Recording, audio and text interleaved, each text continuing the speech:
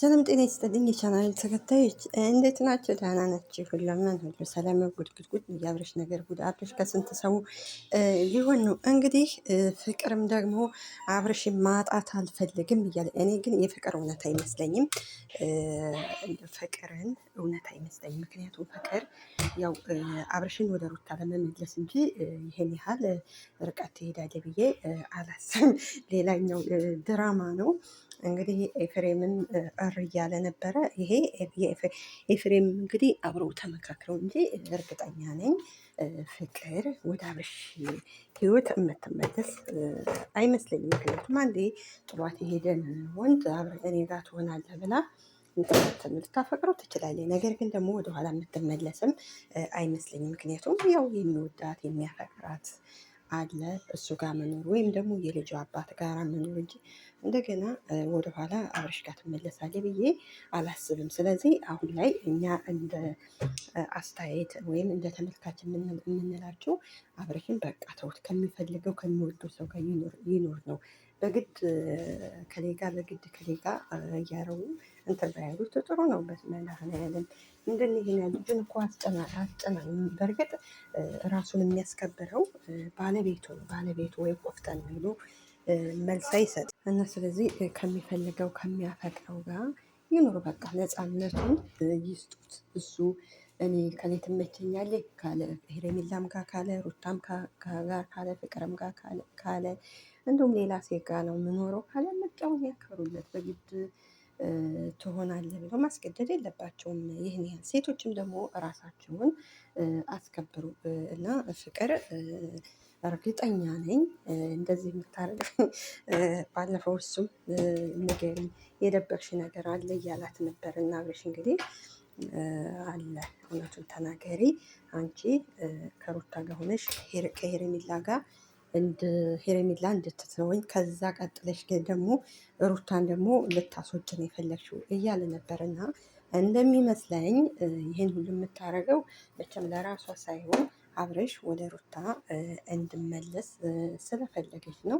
እንደዛ ነው የሚመስለኝ። አላውቅም እንግዲህ የውስጧን የሆዷን ባላውቅም፣ ግን እዚህ በላይ ባትሄዱ፣ እዚህ በላይ እራሳችሁን ብታከብሩ። እውነት እራሳችሁን ስታከብሩ ሌላው ሰው ያከብራቸዋል። ራሳችን ደግሞ ካላስከበራችሁ ማንም ሰው ሊያከብራችሁ አይችልም። ስለዚህ ሴቶችዬ ራሳችሁን አስከብሩ። ለወደፊቱ እኮ ህይወታቸው ጥሩ አይደለም። ያው ሶሻል ሚዲያ ይቅርታ ሶሻል ሚዲያ የያዘው ነገር እኮ ጥሩ አይደለም። ለወደፊቱ ለትዳራችሁ ለልጆቻችሁ ጥሩ አይደለም። ስለዚህ ራሳችሁን አስከብሩ። በዚህን ያህል አብርሽ እንደዚህ ስትሆን አብርሽ በቃ እናንተ የፈላጊነት እሱ ደግሞ የተፈላጊነት ስሜት ስለሚሰማው እንትን ይላል ይኮራል። ስለዚህ እባካችሁ የራሳችሁን ህይወት ኑሩ፣ ራሳችሁን አስከብሩ። ፍቅርዬን ከፈለግሽ የልጅ አባትሽን መታረቅ ይወድሻል። እሱ ቢሆን የልጅን አባት መታረቅ ላይ ደግሞ ያን ባለፈው ዳኔ ነው እሱ ጥሩ ልጅ ነው። በነገራችን ልጅ ሲሆንሻል እሱ ጋር መኖር ነው እንጂ ያለብሽ እናውቃለን። ያው ድራማ ስለሆነ የራስሽ ህይወት ለወደፊቱም ጥሩ አይደለም። ሩታን ብትሆን ደግሞ በዚህ ልክ ደግሞ መሄድም አስፈላጊ አይደለም። እምቢ ካለ እምቢ ነው።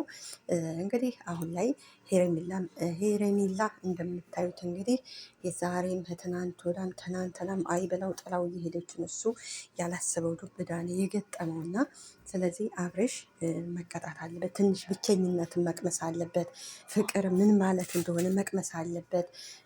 አንድ ሰው የምንወደው የምናፈቅረው ሰው ጥሎን ሲሄድ ምን አይነት ስሜት እንደሚሰማን እሱን ማየት አለብን። ምክንያቱም እንደምታውቁት አብርሽ ከፍቅር ወደ ሩታ፣ ከሩታ ወደ ሄረሚላ፣ ከሄረሚላ ደግሞ ወደ ፍቅር፣ ከሴት ወደ ሴት ነው የሚሸጋገረው እና አልተጎዳም። ፍቅር ምን አይነት እንደሆነ ይጎዳ አይጎዳ፣ ጥቅም ይኖረው አይኖረው ገና ስላላየው ነው እንደዚህ የሚሆነው እና ስለዚህ ሴቶችን ብትሆኑ እራሳቸውን አስከብሩ።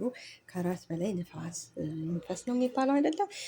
እና ራሳቸውን አስከብሩ። በቃ ራሳቸውን ስታከብሩ ሌላውም ሰው ያከብራቸውን። ኮራ ቀብረር ስትሉ ሌላውም ያከብራቸዋል። እና ፍቅርዬ ከዚህ ድራማ ውጪ ብትወጡ።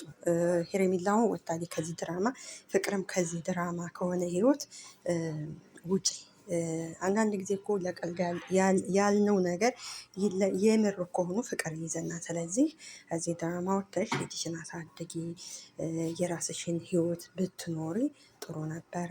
እናመሰግናለን። ቅመሞችዬ ላይክ ሰብስክራይብ አድርጊ።